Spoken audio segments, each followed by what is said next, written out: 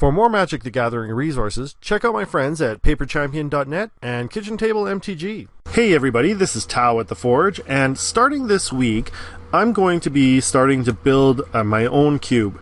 Now, I thought this would be an interesting idea, and it would be also a cool thing for a lot of my viewers to maybe work together with me on, because I think it's a great exercise in understanding Magic cards and Magic synergies, and I think overall it's a really fun endeavor. So I'm inviting you, my viewers, to help me build this cube by leaving comments about what cards you like from the ones I suggest, or even suggesting your own cards that I could add, that would help me to build an awesome cube that I'd be able to draft over and over again with my friends. Now, it's important to state, though, that the friends that I generally play with don't play Magic a lot. And so, although they know the game basically, they're not like pro players and they're not hardcore into the game. And so, I can't have any super, difficult mechanics in there. And I also want to promote positive gameplay and fun interactions, because that's what's really going to draw people into the game and get them playing more. So, let's start with the basics. So, what is a cube? Now, at its heart, it's a collection of cards that you put together so you can draft them over and over again. A lot of people like to draft or play sealed, but they don't want to buy the packs over and over again. Or there's some cards that they just like playing with, and those cards rotate out. And so by putting them all together into a cube, you can draft them or play sealed over and over again, and basically have the same cards that you can enjoy time and again with your friends. Another thing is that you don't have to have packs readily available, because let's say for instance you have some friends over one night and it's like 9 or 10 o'clock and you decide you want to play some draft, but you just can't because, well, your LGS is closed. Well, if you have a cube, you can just pull that off the shelf and then you guys can play Magic the Gathering. It doesn't cost you anything, and then when you're done you can put it away and play it again next time.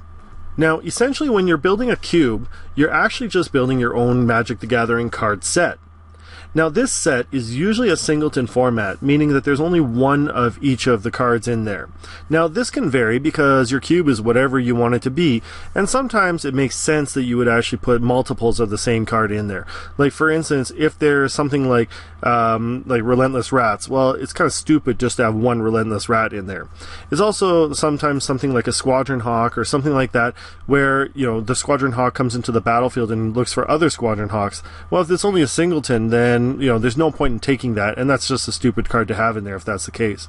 But really, the cube is whatever you want it to be. Now, usually a cube is 360, 480, or 720 cards, and this is depending on the number of people that you're intending to draft with and the number of rounds that you want to play before you have to shuffle the whole cube. Now, from experience, it does take some work to shuffle a whole cube up, and usually it's a collective effort. So, you don't want to have to shuffle it over and over again. So, although you can use a small cube for 8 players, it would mean that you'd have to shuffle and redivide the cube over and over again, like after every time you played. So, if you're going to be playing with a ton of players, you might want to make a much larger cube. Now, for me, because I play with a very small group, I'm going to be making the smallest cube size available, which is 360 cards. I'm also going to be using a website called cubetutor.com. Now, this website is probably the best site for building your cubes and offers the greatest support, but to be clear, they're not promoting or sponsoring this video in any way. So once you've decided to build your cube, you're going to need a few things. Now, the first thing is a box to hold the cards.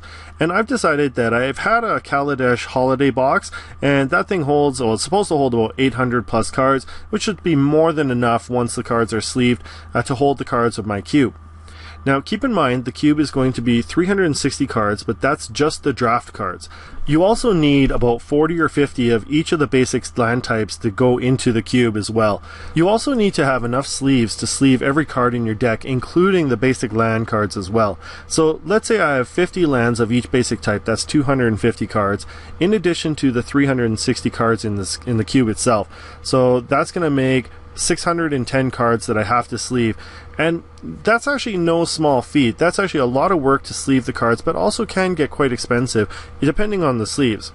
Now, luckily for me, I actually have a number of sleeves that I got, and I actually use KMC Hyper Mats, which can be kind of expensive, and I'm going to be double sleeving because I just think it looks better. And if I'm going to be putting cards into a cube where they're going to be played a lot, I want them to be protected. I think this is something that a lot of builders kind of gloss over or kind of forget about, and they're like, well, what's the big deal? I don't want to spend a ton of money on, proper sleeves or whatever. I'll just use the basic ones that I can get.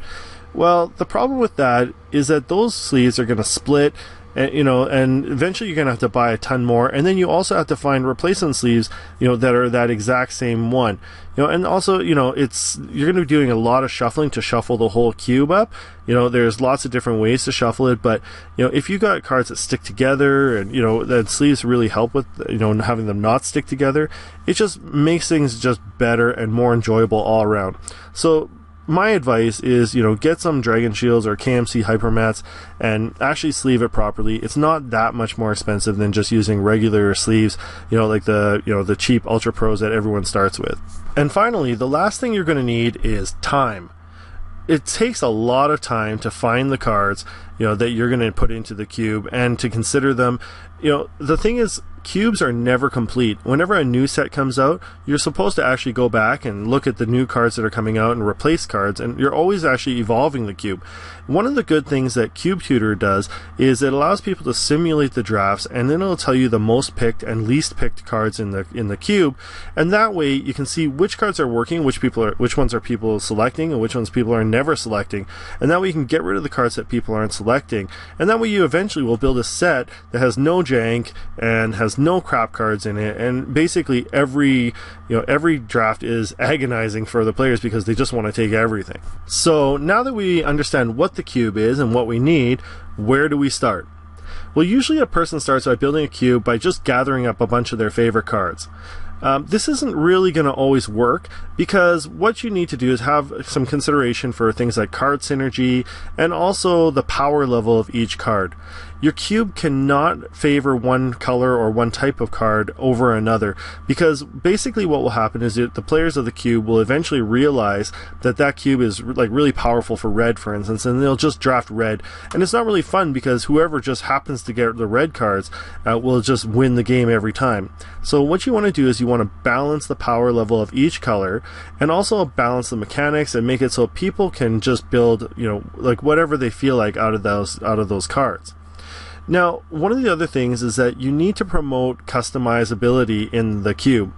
Now, I had this problem when I first tried to build a tribal cube once, and what I did is I just chose, red was goblins, green was elves, blue was merfolk, and stuff like that. But what I found in drafting is that once someone chose green, they would just go with green every time. And if you chose red, you would just choose the red cards every time, and so on and so forth. And then eventually people just drafted just whatever color they wanted, and basically, if you're going to do that, then why not just build a whole bunch of dual decks that you just play against each other, and then people can just choose the goblins deck and other ones just choose the elf deck and whatever. There's no point in drafting them because basically people are just choosing their cards and reassembling the dual decks anyways. Like as an example, I had players say they're drafting green. They would forego massive green bombs like Craterhoof Behemoths and Mistcutter Hydras and stuff like that just to get something like a Foundry Street Denizen or something. They'd seriously just give up massive bombs that would just close out games just to stay in the colors, and that's not something you really want. What you want to do is try and get the players to choose multiple colors, ideally 2 or maybe even 3, and try and build synergies within them, and not be kind of pigeonholed into choosing a particular type of card just because they're in that tribe or whatever. So another consideration is that the strategies and archetypes that we see in Modern and Standard don't really work the same necessarily when you're talking about a 4-player singleton format. Now, as an example, let's take something like Burn. Now, Burn is great in any archetype, but what you'll find is that you're only going to have, for instance, 1 lightning bolt at most, all right, and maybe 1 rift bolt, 1 fireball, or whatever. Right? Now, typically Burn, it wants to power out and just basically blow out your opponent as fast as possible. But can you really burn like 3 other players all, before they kill you. Now, especially if you come out really hard and fast and you burn out one of the players, the other 2 players are going to see you do that, and they're just going to attack the hell out of you right away and just kill you. And because you wasted all your burn on one player, it's going to be really difficult for you to sustain any sort of defense or removal or anything, and then you're just going to get blown out. So that type of burn strategy just doesn't work when you're talking about 4-player singleton. Now, another example is the elves archetype. Now, elves in modern are actually really, really powerful. Same thing with merfolk. But the thing is, usually what they need is consistency. So, for instance, with elves, you're looking at 4 Land and War elves or 4 elvish mystics, and then you want like those elvish archdruids and, nettle sentinels and things like that. For merfolk, you're looking for Lords of Atlantis and Silvergill adepts and things like that, but usually all is 4-ofs. But what if you only have 1 of each? Well, can you really make a competitive merfolk deck, with 1 Lord of Atlantis, or with 1 Master of the Pearl Trident, or something like that, or just 1 of each elf? That's going to be very difficult, or not, at least not as easy as it would be, when you have tons and tons of options, you can get multiples of them. So it's something to keep in mind that these archetypes, or at least some of them, don't work very well when you're talking about these singleton formats, or at least they're not nearly as powerful. So lastly, one thing that we have to have is synergy between the cards and between as many types of cards as possible.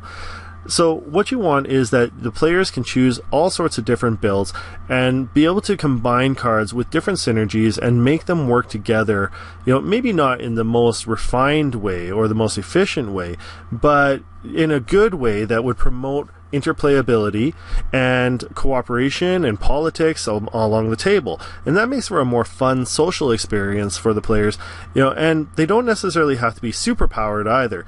As long as the power level is consistent across all the colors, that's going to be fine as well. So once we consider all of these different considerations, I've come up with a basic cube outline that I'm going to build. I've decided to build a cube that kind of reflects the budget of my channel and build a Peasant Cube. Now, a Peasant Cube is made of only commons and uncommons, so it's kind of similar to Pauper. But once you go into commons and uncommons, and in basically all of Magic, you're getting into much more powerful cards than just commons. Right, but you still don't have mythics or rares, and so that's going to limit the power and also limit the cost of the cube. So we can maybe keep it, a little bit cheaper than if we had included like mythics and rares. One of the considerations is I want to encourage interplay and politics between the players. So I might include a lot of conspiracy cards, because those are ones that are actually pretty cool. Like usually, players are voting for stuff, and it just promotes social interaction around the table and really just helps friends like have a good time. I want the game to be fun for everybody. And so what that means is I don't want like a lot of turn 3 wins or infinite combo type decks, where, like I'm not going to be putting like something like a Splinter Twin combo in there where, one player on turn 3 or 4 can just like play out his whole hand and make infinite combo or infinite tokens and just like wreck everyone else at the table. The point's to have fun and build whatever you can out of what you have, not just to knock out your opponent as soon as possible. Okay, now the cards that I put into the cube have to be either relatively cheap or in my collection already. So there are some commons, like I think like Oubliette and stuff like that cost like $30. There's like Land Tax that costs like $50 and stuff like that. Those cards aren't going into my cube. There's got to be cards that we're looking at cards that are reasonably cheap. Now keep in mind, if I'm putting 360 cards in the cube, if each one costs only $1, that's still $360. So, I'm not spending $360 on a cube. Ideally, I'd want cards that just cost a few cents, or ones that I can just, ask someone for and they would just give them to me or whatever. Right? So, I would prefer a singleton format, and I'm willing to make some exceptions, but remember, with 360 cards in the cube, you're looking at, like, if you put like a 4 Squadron Hawks or 10 Relentless Rats, that basically is forcing an opponent to go into a certain type of strategy. And so, I'm trying not to force my players to go into a certain strategy, and so, I'd probably not want to include cards like that unless there was a really good reason. Now, lastly, I'd like to include a lot of modal cards, and what I mean by that is cards like the charms, like Esper Charm, Jun Charm, and stuff like that, that would allow us players to choose like from a different effect on the card. Also, the fused cards are good options for that because they allow the players to basically choose different types of play depending on what they have. I'd also like to allow players to play the style that they like to play, but not the really unfun ones like where you put a like silence on Isochron Scepter and then basically no one can ever play the game ever again and someone just wins like that. That's kind of like not really fun, friendly type of play. Maybe it's okay in competition, but not really around the kitchen table. So what I've decided on is I'm going to try and focus on graveyard recursion, artifacts, tokens, and +1/+1 counters. I think that would kind of cover like a few different mechanics and styles that I can focus around. And I'm gonna have like control and burn cards and stuff like that as well, but I don't want to just make like just straight up control deck, because that's actually hard for one player to control like 3 other players. Running a straight up control in Cube is not really that easy, but it can be done. Now, if you have different ideas, then let me know. I'm always willing to consider them. And, I really want a cube that a lot of people want to play. So, this is just what I think. But, I mean, if a ton of people say, this really works well, then, maybe we can go with that. So, as an initial idea, my cube breakdown is probably going to be 4 cards of each basic color. So that's going to make 4 times 5 is 200 cards. Now, what I want is also to have 10 of each dual color combination. So there's 10 2-color combinations, and I'd like to have 10 of each, so that's going to make 100 of other cards. I'd like to have 40 artifacts. Okay, so basically that could be equipment, or instead of artifacts I also mean like colorless and stuff like that too. So that's going to be 340 cards, and the remaining 20 cards will be special lands.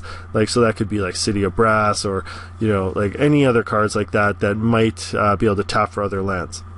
Now, last thing I forgot to mention is I was lucky enough, and I had basically an acquaintance give me like a ton of full art lands. So luckily for me, I can have all the lands, and like all the lands are taken care of, and I have all the full art lands that can go into my cube.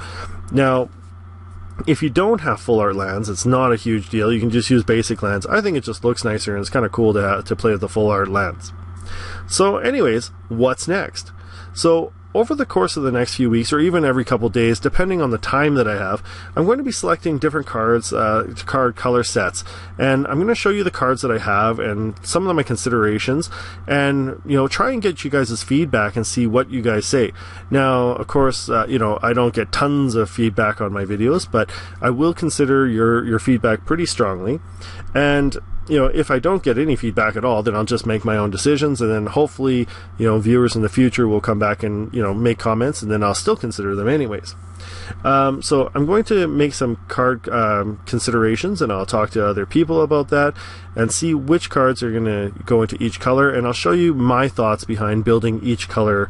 And then after the single colors, then I'll go into the dual colors, and then the lands and artifacts, and so on and so forth. And hopefully together we can build a cube that everyone likes to play.